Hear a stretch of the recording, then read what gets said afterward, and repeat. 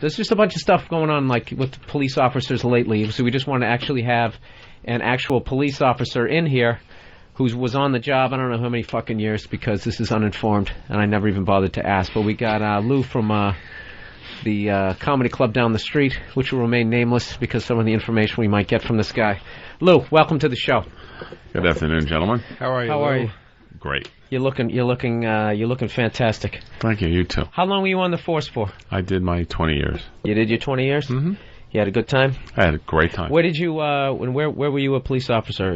Primarily, I was a police officer in Queens, but when I got promoted to sergeant, I did the rest of my time in Midtown Manhattan. Oh yeah. When cops, did you ever watch like Fort Apache, The Bronx, and just be like, "This is bullshit," like this never happened?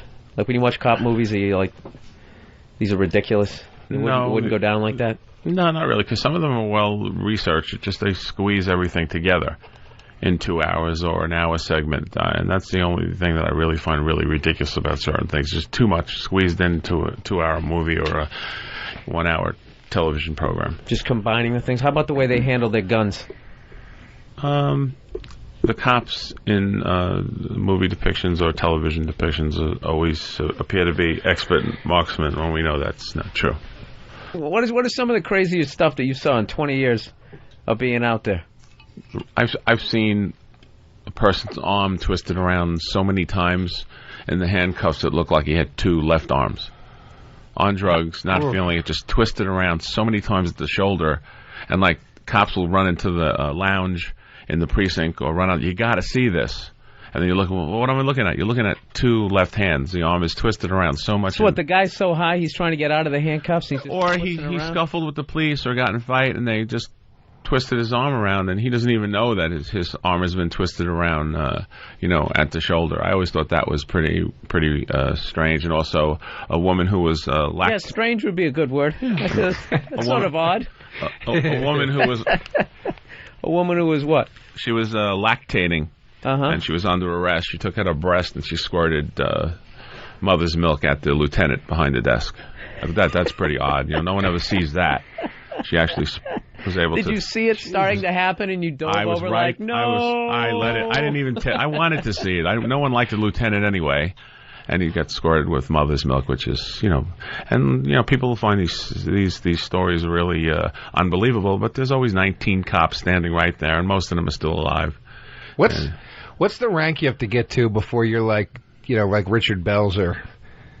Just in the suit, like going around, like doing that shit all day. What is that rank? Well, he's probably a first grade detective. He's assigned to SUV, the Special Victims Unit, and SVU. I'm sorry, and you usually get that rank 2 ways, either through politics, right, or through some type of hard work. That detective rank, you don't have to take a civil service test like you have to for the ranks of sergeant, lieutenant, and captain. You either get it on merit, or you did something great, and or politics. You know somebody, you get the great unit, and you get promoted to detective. It's pretty prestigious also to be a first grade detective. I have antagonized people on purpose. You have? Let me hear some of these stories.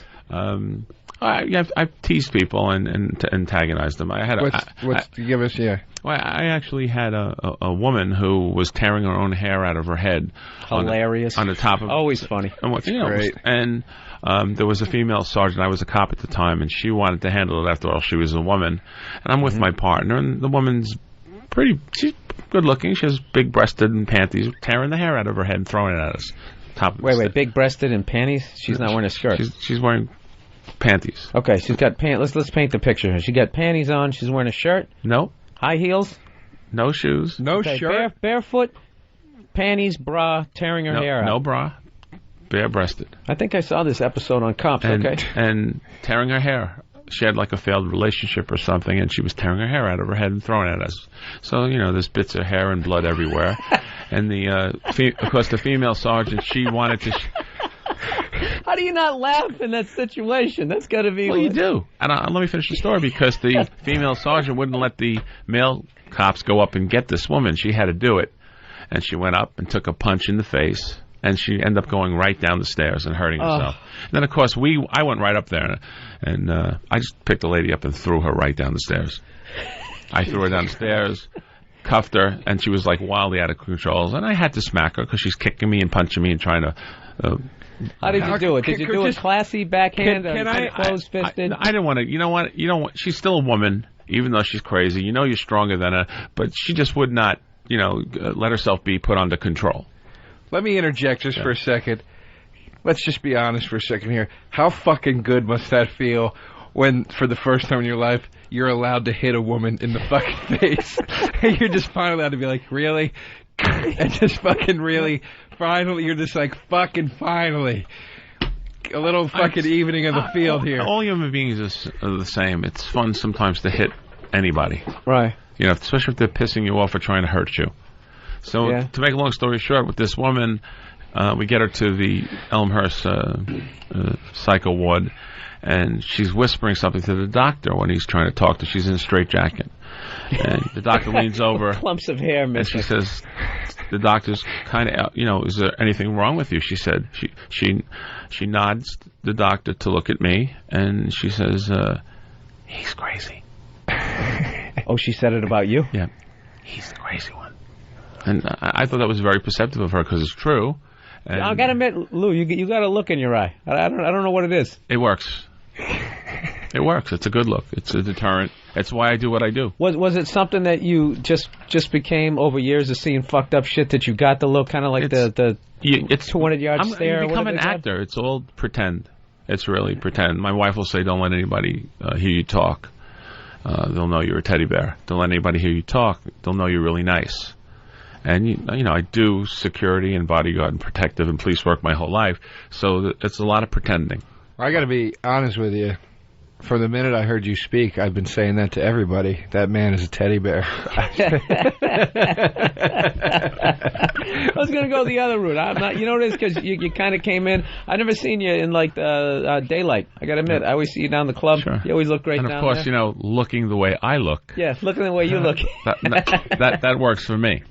That works for me. I know exactly what I look like, and I do security at a comedy club, and I can use the way I look to help me. Doing security at a comedy club as opposed to being a cop, do you feel like now, like you went from like the NBA to like the CBA? You know what I'm saying? It's like no, absolutely not. Competition it's a lot less. It's a wonderful job. I get to meet you guys.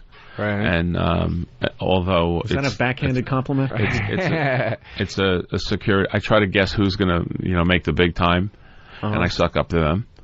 And security someday. Which is why he hasn't been speaking to me that much at the club. Well, you actually had an interesting thing happen the other night, because I know every once in a while somebody acts up down at the club, and what was it? The Last Comic Standing auditions were down there. Yes. And they basically was it during the day or was it at night? Where I guess you had it was auditions during the day. Mm-hmm. This guy, he started out sane. He was a comic, and the judges liked him in the beginning. They were going to, let him continue, but then he just got bizarre, and they actually got frightened. He just started bizarre how?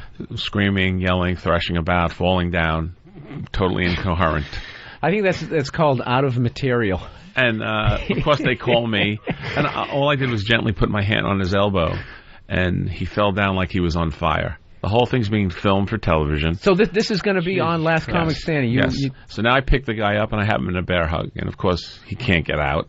He's trying to, but each time he struggles, it's less of a chance. It's like a boa constrictor. He's getting tighter. He couldn't breathe. Every time he's trying to breathe, he couldn't breathe. So, of course, the cameras, they come right in with the cameras because it's great television. And I think they picked me up saying to the guy, you're on live television, and your friends are going to witness you catching a beating from someone double your age. And then he calmed down. So we can see this on Last Comic Standing. Oh, yeah, it's going to... Oh, they made me sign, this disclaimers right away. I hardly was done with putting the guy out onto the street, and the people were shoving the paperwork in my face to sign. Sign this, reality shows. Yeah, exactly. That's just... How much money would have had to give you just to put Ant into a chokehold for no good reason, just because I would just love to see it? Well, he was actually afraid at a few points where he actually needed me to walk him into the green room, and at the which is amazing, because you think if you act like a complete cocksucker to people and treat them like dog shit, you'd have no problems walking around a room. Yeah, Joe kind of has issues with being judged by someone of the caliber of Ant. And I'm speaking just for myself here. I'm not. My Joe DeRosa's views on Ant do not represent the views of Uninformed or XM Radio. Anyway, were you one of the guys, like, as far as like the level of like your job at the police force? Were you the guy going, get out of my crime scene, or were you the guy fucking up the crime scene? But I was by the end of my career, I was a supervisor, and actually, I was in plain clothes for half of my career. But to be closer to home, I actually went back into the bag, back into uniform. And the bag. Why do they call it the bag? I don't know, because it's a bag. I guess I don't really know. It's just terminology. A term they used, and back you in had the no bag. idea what it meant. Back in the bag. And I guess after a while, uniform looks like a bag. It's kind of hanging off your body. You stop washing it. You just wear the same thing every day. You don't care. But you're like the waiter that's been at the restaurant for too long, and he looks at don't write shit down anymore. Yeah, well, before I retired, I was definitely there too long. We figured, why not keep you around, a guy who actually had the legal right to shoot somebody and punch a woman in the face and throw her down the stairs. Well, all of us really have that right, depending on the scenario. Everybody in this room has the right to do that, depending on the scenario. I have one question: when? Yeah. I'd like to know when can I? I want the list of scenarios in a pamphlet that I can carry out of my wallet. Yeah. At what moment on the date that's not going well do I know that I can actually throw the girl down a flight of stairs? I think when she goes, I thought we were just friends. Well, I think... no, when she goes, Olive Garden? You remember the Bobbits, of course, right? Yes. Yeah. There's your scenario. The girl cuts your cock off and you slap her. I think Jesus Christ, yeah. You know what, then I don't want to be in that situation. I don't want to hit a woman. I just think it's like in a Three Stooges way. It's kind of funny. But if that's how far you got to go, I mean, that's the last thing I'd be thinking of if my cock is laying in a field somewhere. Listen, you should never hit a woman, but if you see it, you got to admit there's a part of it that's kind of funny. Thanks, McGruff. Oh, you know what? I've just lately people just been coming at me just saying, you fucking hate women, you blah blah. I just more say shit because I just think especially if the woman is Paris Hilton. Nobody thinks you should hit a woman. There you go. No, everyone would love that. You probably hurt your hands. You're so bony.